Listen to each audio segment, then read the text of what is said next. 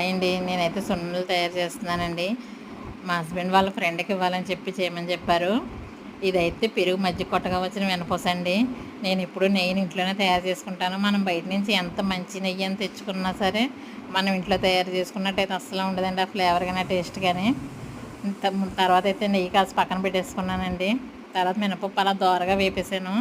మినపప్పు వేగేటప్పుడు గుప్పుడు బియ్యం వేసుకుంటే చాలా బాగుంటుందండి. తర్వాత బెల్లం కూరేసాను. మినపప్పుని అయితే మిక్సీలో కొట్టానండి నేను.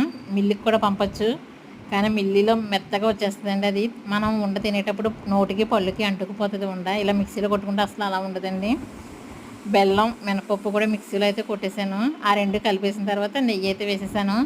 ఇందాక కాసిన నెయ్యి కదండి, ఆల్రెడీ ఇంట్లో ఉన్నది కూడా వేసాను. ఉండ చూసారు ఎంత బాగా వచ్చిందో.